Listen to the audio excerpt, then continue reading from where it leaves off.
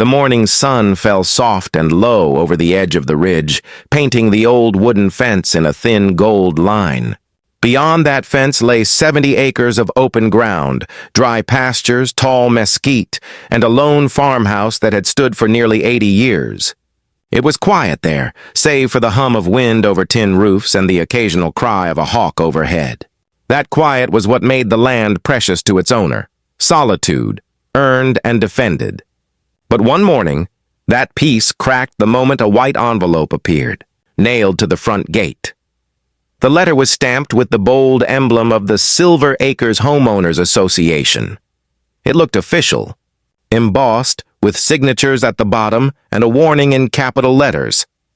Mandatory membership notice.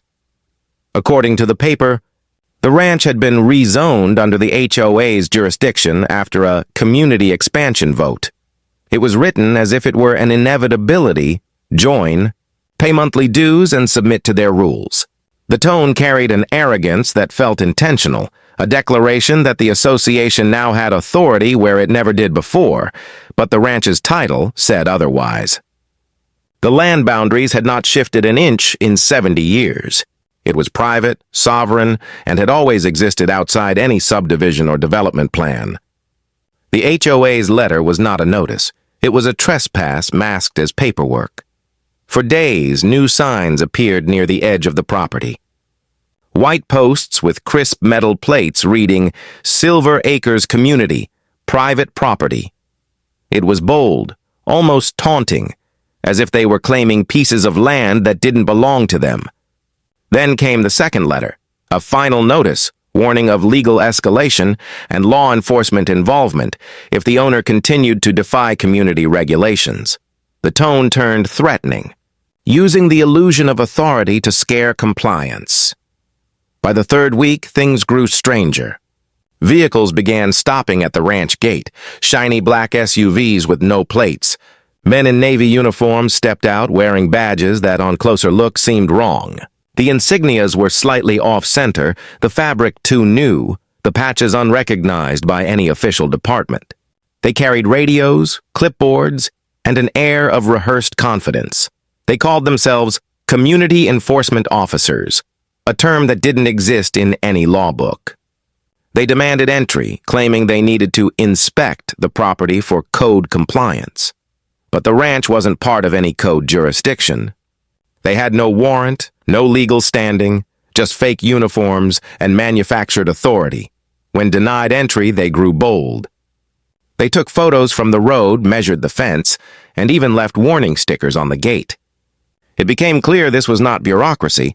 It was intimidation, a campaign to wear down resistance and make one man's land fold into their development map. But the ranch had been built on principle, not convenience. Every post in the fence, every plank in the barn carried the memory of those who refused to sell when the subdivision spread like wildfire around the valley. And now, as the HOA pressed in, it was as if history was repeating itself.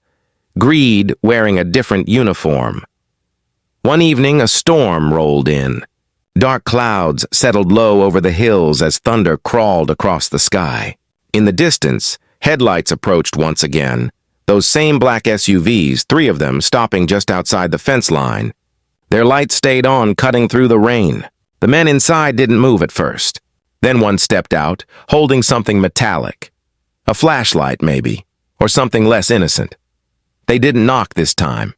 Instead, they placed another sealed envelope against the gate, weighted with a small rock. Then, as quietly as they came, they left, their tires slicing through the mud as the storm swallowed the road behind them. The next morning, the letter was soaked through, the ink running in long streaks. But the message was still legible. Final compliance order. Failure to cooperate will result in seizure of non-compliant property and termination of unregistered occupancy. It was absurd, a threat made to sound lawful, as though words alone could rewrite the deed to the land. But the most unsettling part wasn't the letter itself. It was the small line printed at the bottom in tiny type. Issued under the authority of the Silver Acres Administration Office, 412 Westfield Lane. That address was familiar.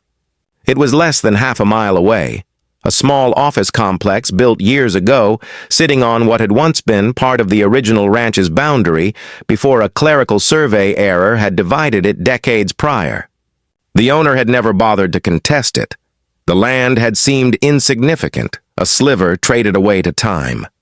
But now that office had become the heart of an operation trying to consume everything around it. Over the next days, the pieces started fitting together. The HOA's board members were developers, investors, and a few local officials. Their power came not from law, but from intimidation. They used their fabricated authority to absorb older properties and resell them under community management. Their methods were subtle, manipulative, and cloaked in false legality. But in their ambition, they had made a mistake. They had expanded their boundary line without checking the full ownership history of their own office land. And that tiny overlooked clause, buried in a deed from decades past, still tied the ground beneath their headquarters to the ranch's original title. In simple terms, they had built their empire on land that didn't legally belong to them. The realization came slowly, like dawn after a long night. The letters, the threats, the fake officers, all of it had been designed to push the ranch into submission. But in truth, the HOA itself was sitting on borrowed ground. And once that fact was proven, everything they owned, every document, every claim, could collapse like a house of cards. The storm outside broke the last of the clouds, leaving the air heavy with the smell of wet earth. The land stretched out in silence again, but now that silence carried a different weight. Beneath it lay proof of a hidden flaw in the HOA's foundation, a quiet power waiting to be unearthed. And somewhere across the fields, in the glow of that distant office building, the people who had sent fake cops and false threats were still unaware that their time was running out. Because the land they stood on, the office they built, the empire they claimed, wasn't theirs at all. And soon, that truth would surface. Days turned into a slow unraveling of paperwork and quiet investigation. The storm had passed, but something heavier lingered, a sense that the battle had shifted from intimidation to revelation. What began as harassment from an arrogant homeowners association had now transformed into a war of evidence, buried maps, and decades-old records. And the ranch's owner, though weathered and solitary, was methodical. He knew that to fight power you didn't shout at it. You outlasted it. He began at the courthouse, the dusty old building on Main Street, where most people never noticed the archives wing. There, among brittle pages and fading ink, the truth started taking shape. Old maps from 1952 showed the property line stretching far beyond the current fence, across the ridge, over the creek, and into what was now Westfield Lane, the very street where the HOA office sat. A thin line of text beside the boundary read, "Retained rights of surface and subsurface ownership remain under original title holder." That line changed everything. The office may have been constructed, leased, and even taxed under a municipal jurisdiction, but the ground itself, the dirt beneath its foundations, still legally belonged to the ranch estate. The developers who had purchased it decades later had bought the use of the land, not the land itself. A forgotten technicality, yes, but one that meant the HOA's entire base of operations was sitting on a legal void. The deeper the search went, the worse it got for them. In another file, an old mineral rights claim confirmed that the ranch's ownership extended vertically downward, covering the subsurface strata under several newly developed lots. And with that came leverage. Because the HOA's own construction permits required ownership certification, which they had falsely signed. The entire system was built on falsehoods. The more that came to light, the clearer it became that the HOA had not only overstepped their authority, they had built it on stolen soil. But corruption doesn't collapse quietly. Within a week, surveillance began again. The black SUVs reappeared, this time parking at odd hours along the road. Drones buzzed faintly over the fields at night, their blinking lights tracing small arcs in the darkness. The HOA had realized something had shifted. Their intimidation wasn't working anymore, and that made them desperate. A notice was posted near the entrance of Silver Acres, listing new community security measures and referencing trespass enforcement by contract officers. The message was clear. They wanted control, no matter how thin their legal standing had become. But beneath the surface, a countermeasure was already forming. With copies of deeds, maps, and mineral records in hand, the ranch's owner reached out quietly to a county land surveyor, a man who still remembered the old zoning disputes that had shaped the valley decades ago. Together, they plotted every inch of the disputed ground, verifying the coordinates that tied the office land back to the original deed. The results were undeniable. The HOA headquarters wasn't just close to the ranch line, it was squarely inside it. Once confirmed, the next move was patience.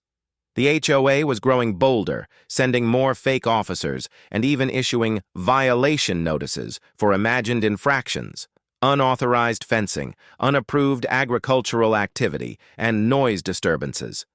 Each notice carried a fabricated citation number and a printed seal meant to mimic a county mark. They were sloppy, but not careless enough to be easily caught. Then came the breaking point.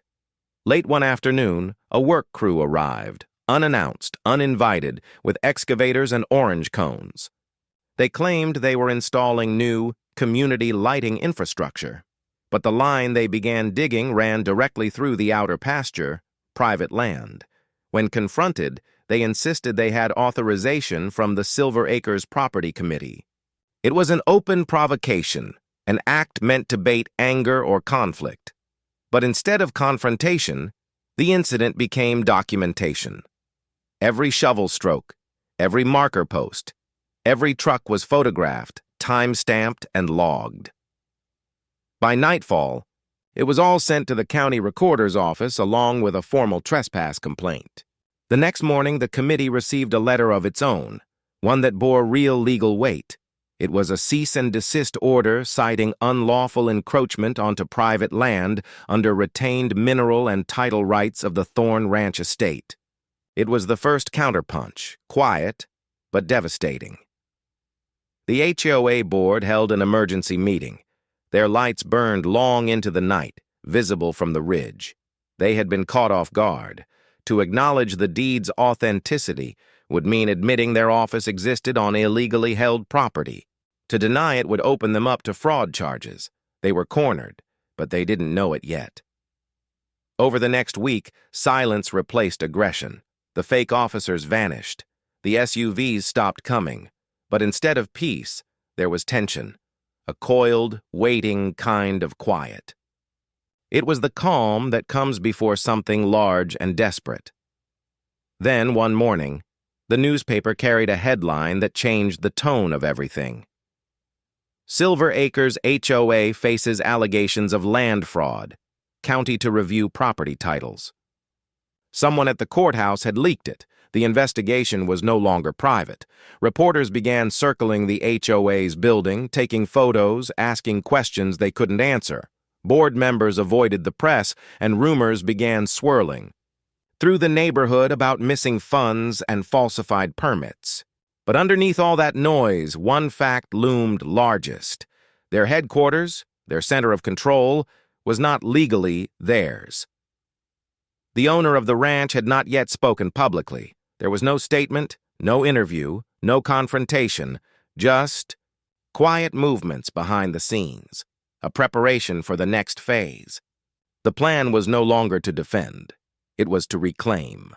At sunset, he stood on the ridge where the land sloped down toward the glowing cluster of buildings in the distance. The HOA office stood out, glass and steel against the orange sky.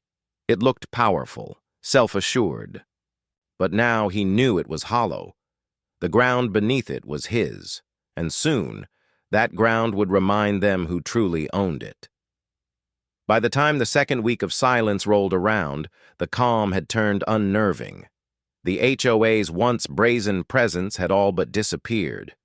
The fake officers were gone, the warning letters had stopped, and the black SUVs no longer prowled the country road. But the stillness wasn't surrender. It was regrouping. The kind that comes when people in power realize they've lost their footing and start clawing to keep from falling. In the nearby town, whispers spread faster than wind through wheat. Local shopkeepers spoke of the Silver Acres scandal. County clerks traded rumors about falsified signatures, about developers bribing surveyors, about a network of compliance agents that didn't exist on any official payroll. Each day added another crack to the HOA's facade. Yet inside their glass office at 412 Westfield Lane, the board members refused to face reality.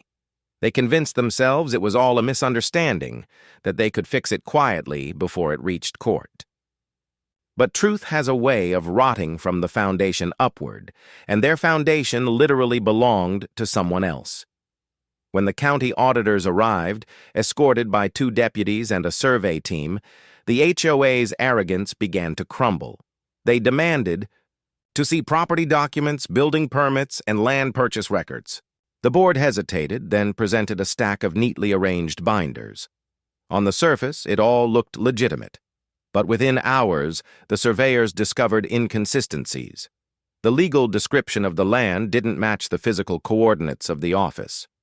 The documents cited a parcel that didn't exist in the county registry. The report that followed was devastating. The office building, along with 2 adjoining parking lots and a half-finished community center, were built squarely inside the boundaries of the original ranch deed. Every nail, every slab of concrete, every inch of their proud headquarters was an act of trespass. When word of the findings reached the HOA members, panic set in. Emails flew across the board, desperate, angry, defensive. Some called for an emergency legal appeal, others urged silence. A few quietly resigned, hoping to distance themselves from the scandal before it consumed them. But the damage couldn't be undone. The county placed an immediate hold on the HOA's authority to issue fines, collect dues, or enforce regulations. Overnight, the entire Silver Acres Association lost its teeth. Homeowners who once feared them stopped paying fees. Complaints poured in about overbilling, harassment, property seizure threats, and through it all, the ranch remained quiet, unmoved, watching from a distance. That silence became symbolic. It wasn't weakness. It was the presence of something unshakable, a living reminder that the land doesn't bend to paper empires. The ranch had existed before the HOA, before the subdivisions, before the roads even had names. And now it was reclaiming its voice through the one thing the HOA couldn't control: ownership. As investigations deepened, darker truths surfaced. The so-called community enforcement officers were not real police. They were hired, private contractors from a dissolved security firm paid under the table by the HOA president. Their badges were custom-made online. Their radios never connected to any dispatch. It was a performance, one meant to coerce older landowners into compliance. And it had worked before. The HOA had absorbed 5 smaller plots that way: intimidation, legal jargon, and fear. But not this one. Not the ranch. The press caught on. News vans parked outside the HOA office, capturing the image of men in suits carrying boxes of files out the door. Each box represented another lie exposed: false permits, unauthorized dues, manipulated property maps. The HOA's image as a model community was gone. What remained was an empty office, surrounded by the very residents it once controlled. Then, in a twist that turned outrage into shock, a new headline appeared. Silver Acres headquarters, built on private ranch. Ownership dispute confirmed. It was official. The county recognized the ranch's deed as legitimate and superior to the HOA's claim.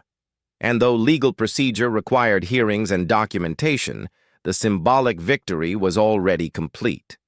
The HOA had been publicly dethroned, their power shattered by the very soil beneath their feet. That night, the ranch lights stayed on late. The land was quiet, but it felt alive, as if it understood what had been won. The silence carried not relief, but purpose. because what had begun as defense was now turning into offense. The next step wasn't just about reclaiming stolen land. It was about dismantling the structure that allowed such theft to exist. The HOA system was rotten to its core, but its collapse had exposed something deeper, a trail of corruption leading beyond Silver Acres, into the hands of regional developers, survey offices, and even county officials who had signed off on fake zoning extensions. Evidence began to flow. Anonymous documents arrived in envelopes. Old employees came forward with stories of hush payments and intimidation. The HOA was not an isolated scheme. It was a network of greed stretching across the valley. And the ranch owner, once their target, had now become the catalyst for their undoing. His quiet persistence had turned the spotlight onto a machine that thrived on silence. The final blow came unexpectedly. A state investigator reviewing the land files discovered that the HOA's insurance policy for their office building was void. It had been issued under an invalid property ID.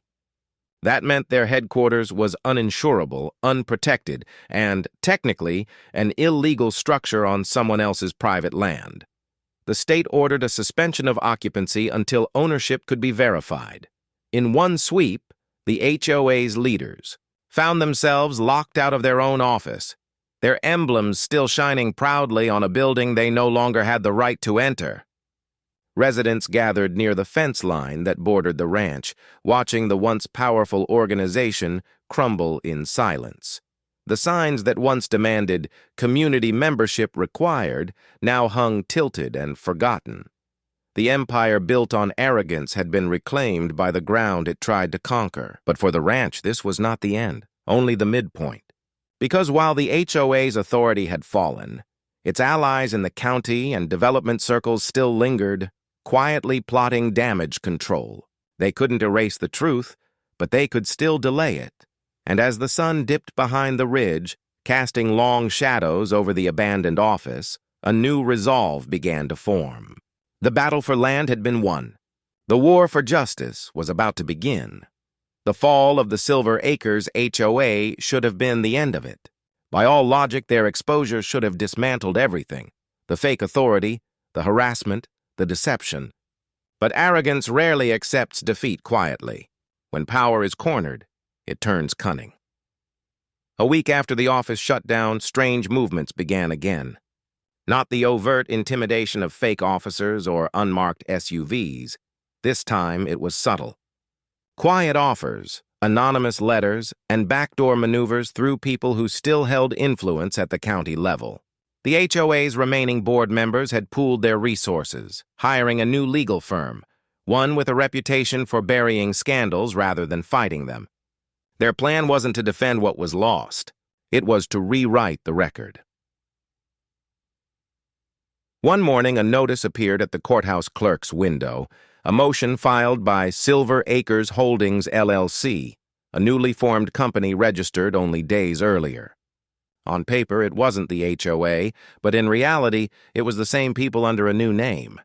The motion claimed that the original property dispute was ambiguous and requested a temporary injunction against unauthorized occupation of disputed lands. It was a clever move. They were trying to use the system's slowness against the truth. If they could stall long enough, confuse the paperwork and cloud ownership, they could regain control before the ranch's case reached final confirmation. The same men who had sent fake cops were now hiding behind corporate shields and polished lawyers. At first, it worked. The county office froze all new filings related to the land until the injunction could be reviewed. The process might have taken months. During that time, nothing could be legally built, sold, or transferred. The ranch, for the moment, was in a kind of bureaucratic limbo, but they hadn't counted on persistence and history. The land records held layers of ownership dating back nearly a century. The ranch's title wasn't just a modern deed. It was fortified by inheritance, mineral rights, and state-verified boundary maps.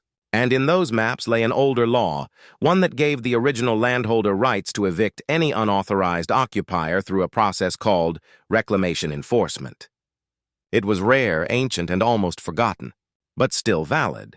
So while the HOA's lawyers were busy constructing illusions in court filings, the ranch's legal counsel began preparing something far heavier. A reclamation order that would not only confirm ownership, but demand the removal of any structure or business built without consent. That included their office. Meanwhile, public opinion was shifting sharply. The scandal had gone viral online. Videos of the HOA's downfall circulated across social media, photos of their office sealed by state order, clips of reporters grilling board members who refused to comment. It became a story of poetic justice, a homeowners association so blinded by greed that it built its own headquarters on stolen land. But the deeper story, the retaliation, unfolded quietly behind the scenes. Late one night, construction lights flickered again near the HOA's abandoned office. Trucks rolled in, carrying equipment under the cover of darkness. Someone was trying to start repairs, or perhaps destroy evidence before investigators could seize it. The noise carried down the valley, faint but recognizable. The next morning, county inspectors arrived to find heavy machinery tracks across the restricted zone and part of the office's rear fence torn down. It was tampering, an obstruction of an ongoing investigation. The incident triggered an immediate escalation. The county sheriff's department sealed the site and launched a criminal inquiry. The former board members were now suspects, not administrators. Within days, warrants followed. Computers, ledgers, and external drives were seized. What investigators found was far worse than zoning fraud: hidden financial transactions, fake invoices, and transfers to shell companies matching the name of the new Silver Acres Holdings. The retaliation had exposed them even more. Still, they fought on. The HOA's surviving leadership, desperate and defiant, began spreading lies. They leaked stories claiming the ranch owner had bribed officials, that the investigation was politically motivated. They even circulated altered maps showing fake boundaries, hoping to sway public opinion back in their favor. But truth is heavier than rumor. It always drags deceit down with it. The ranch owner never appeared in public, never gave interviews. The silence itself became power, a symbol of patience in the face of chaos. While the HOA flailed in legal mud, the reclamation order moved quietly through the court system, gathering signatures, approvals, and expert validation. Each step was slow, deliberate, and precise, like watching a chess game where one side didn't yet realize it had already lost. By late spring, the verdict arrived. The reclamation order was granted in full. The land, including the parcel under the HOA's office, was officially and permanently recognized as part of the ranch estate. The judgment included the right to demand removal or repossession of any structure built without consent. For the first time in months, the ranch gates opened to a convoy, not of intimidation, but of justice. County officials, accompanied by demolition crews, arrived to enforce the ruling. The once proud Silver Acres office, a building that had towered like a symbol of control, was marked for removal. Word spread like wildfire. Local residents gathered along the roadside as machines surrounded the structure. Cameras recorded the moment as the first wall came down, glass shattering, dust rising into the blue morning sky. The sign that once read Silver Acres Administration Office fell in two pieces, landing in the dirt it had stolen. The empire of arrogance had returned to dust. But beyond the spectacle, something deeper happened. The event awakened others. Homeowners from nearby developments began checking their own titles, questioning their own associations. The HOA's collapse became a catalyst, a reckoning for every neighborhood that had suffered under the illusion of community control. And as the machines tore down the last of the office's steel beams, one truth stood taller than any structure that day. Power built on lies always collapses back into the land that remembers. The wind that once carried threats now swept clean across open ground again. The field stretched unbroken, the ridge standing guard as it always had. Yet even in victory, the story wasn't finished. Because when systems fall, those who profited from them rarely disappear. They just hide, waiting for a chance to rebuild in the shadows. And from those shadows, Something new was already stirring. When the dust settled and the last slab of the Silver Acres office was hauled away, it felt like an ending, but it wasn't. It was only the removal of a symptom. Beneath the surface, the disease still pulsed. Old contracts, hidden investors, and regional officials who had turned a blind eye to corruption as long as it brought profit. The HOA might have been dismantled, but its roots extended deep into the valley's political soil. For the ranch owner, victory brought not peace, but clarity. The demolition had drawn the public's eye, but it also drew attention from people who preferred to stay unseen. Developers, investors, and land speculators began circling, some offering partnerships, others veiled threats. They weren't interested in justice, they were interested in control. It began with polite letters: acquisition interest, partnership opportunity, future development collaboration. Each one was worded differently, but meant the same thing. Sell us the land, or we'll find a way to take it anyway. The ranch sat on more than open grass and quiet air. It rested on a network of underground resources, groundwater veins, mineral deposits, and a perfect elevation for wind power. What had once been dismissed as rustic isolation was now prime real estate for those who dealt in energy and infrastructure. And as word spread that the HOA's land scandal had invalidated nearby zoning permits, investors saw a vacuum they could fill, if they could remove the one obstacle standing in their way. That obstacle was the man who owned the ridge. Behind closed doors, a new alliance was forming. Former HOA members, county insiders, and a few regional developers merged under a new entity, the Westfield Renewal Project. Their proposal claimed to restore community value by converting the demolished HOA site and surrounding lands into a mixed-use commercial hub. The press release called it progress. But the boundaries on their submitted plans told a different story. They extended into the ranch again, carving out a section of its northern pastures. It was the same theft, dressed in the language of urban development. But this time, the ranch owner was ready. He knew their methods: deception through paperwork, manipulation through time, and erosion of truth through bureaucracy. Instead of reacting defensively, he went quiet again, watching their every move. He hired land use analysts, survey experts, and environmental lawyers to dismantle their renewal project piece by piece. Every claim they filed was countered with documentation. Every meeting they held was shadowed by someone taking notes.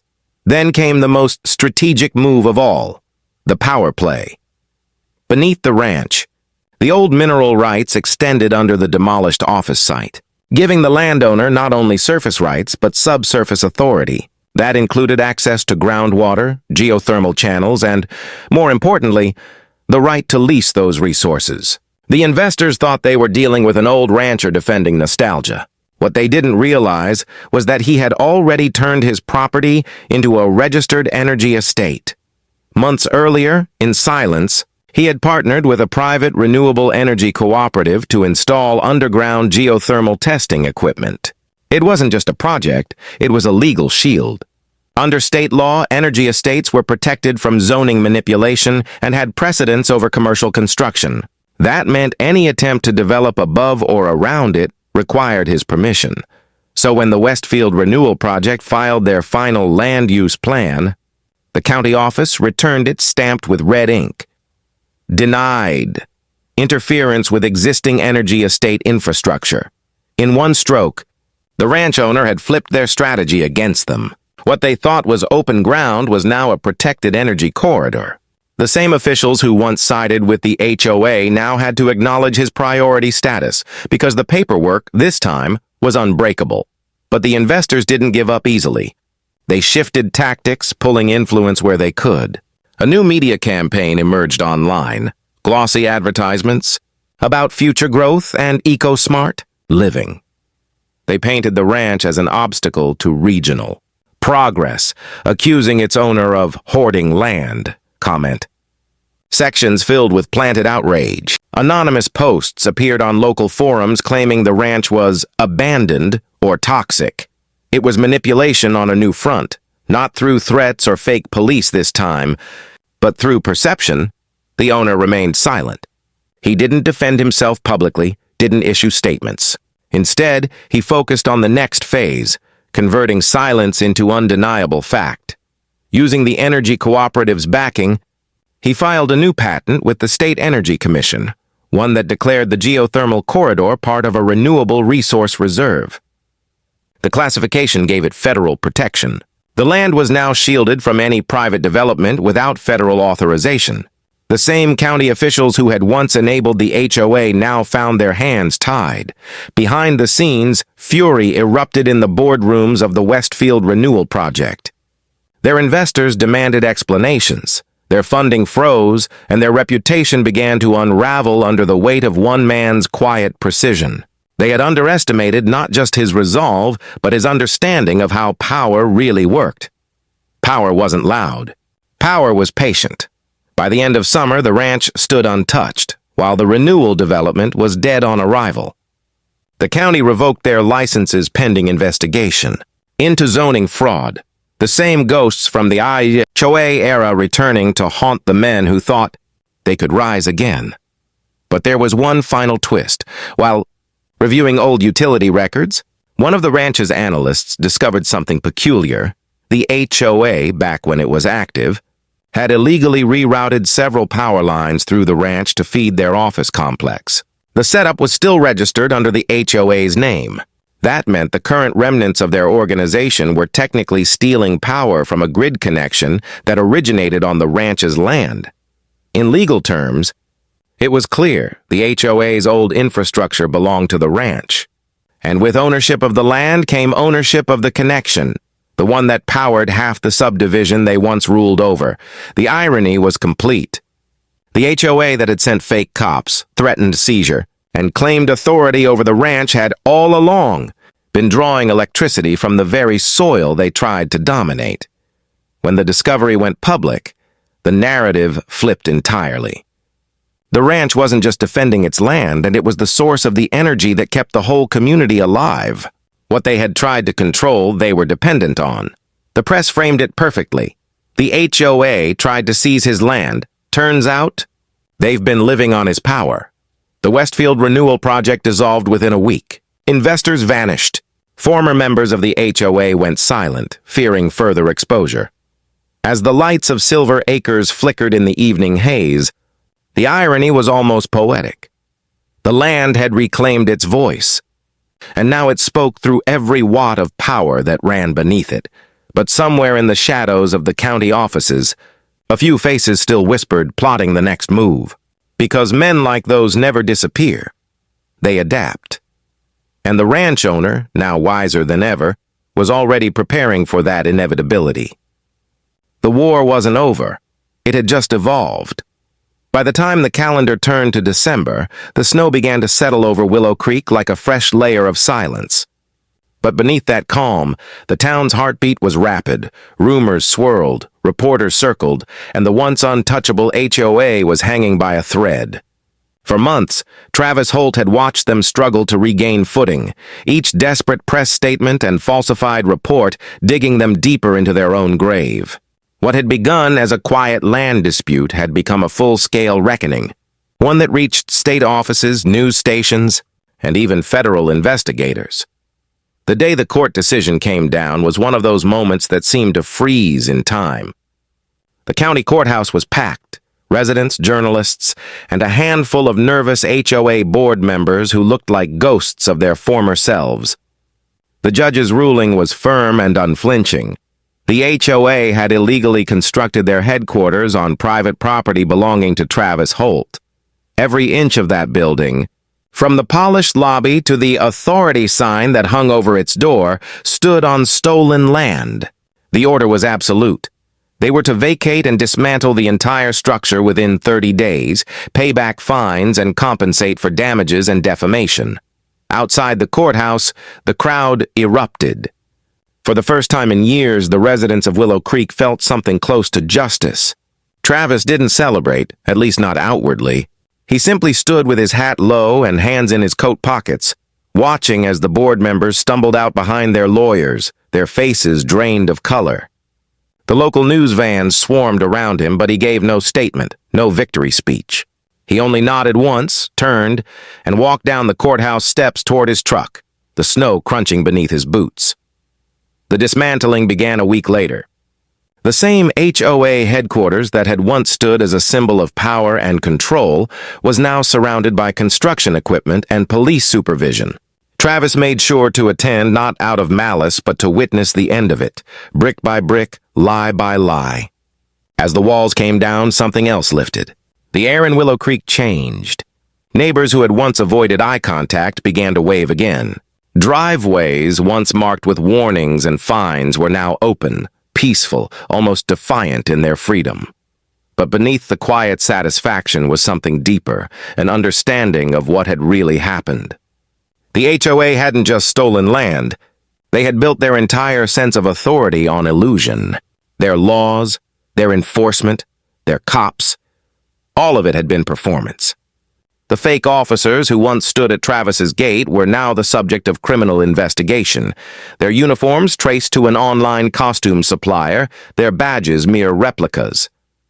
The county prosecutor moved swiftly, and within weeks arrests were made. The president of the HOA, along with 2 board members and the so-called security chief, faced charges of impersonating law enforcement, fraud, and conspiracy.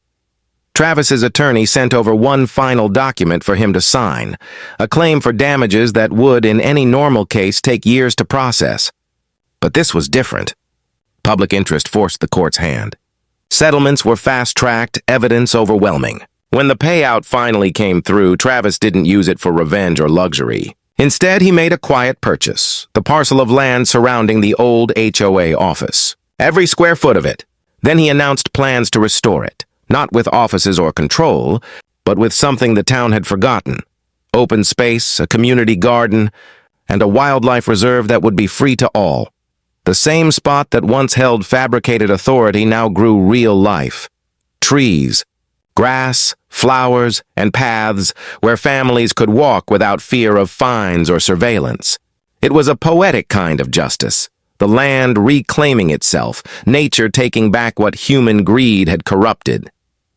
As winter deepened, Travis's ranch became the quiet center of it all. The power lines the HOA once tried to control now ran freely across his property, connecting every home in the area, maintained by the very company he owned. The irony wasn't lost on anyone. The man they tried to intimidate had become the unseen provider, the one who kept the lights on, literally and figuratively. On a cold evening near the year's end, Travis stood by his fence line watching the last of the demolition crews pack up.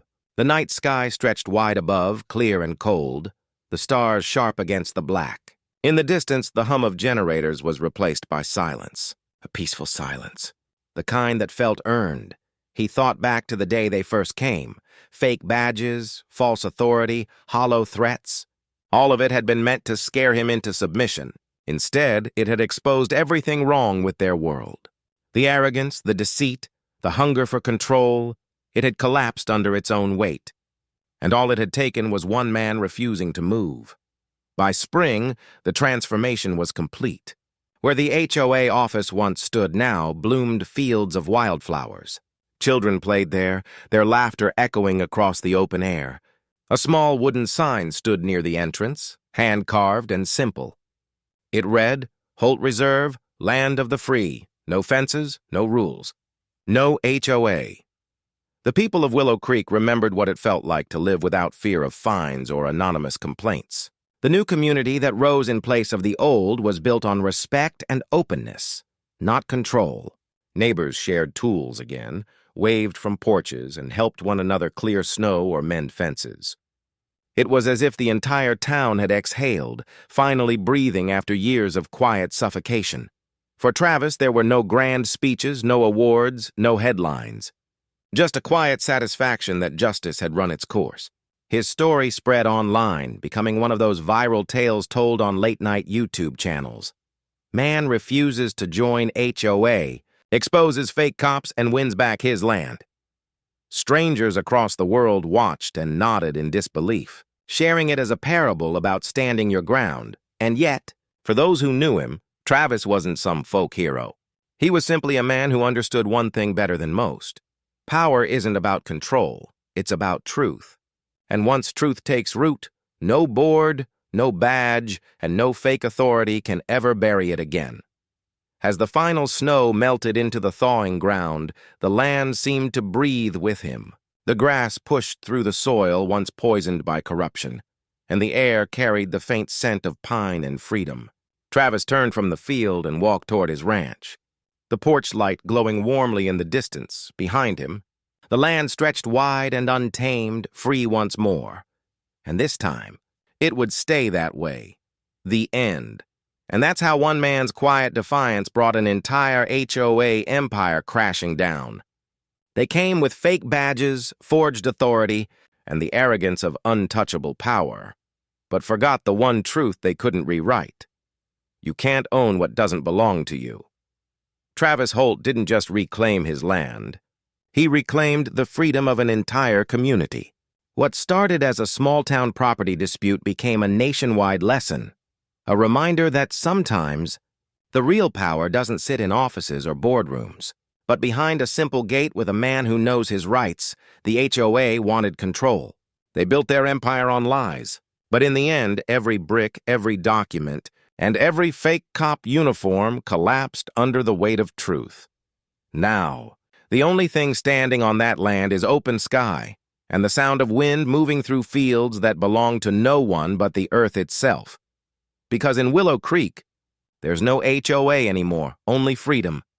And the man who proved that standing your ground can shake the walls of false power. If you enjoyed this story, make sure to like, subscribe, and stay tuned, because in the world of HOAs, justice always finds its way home.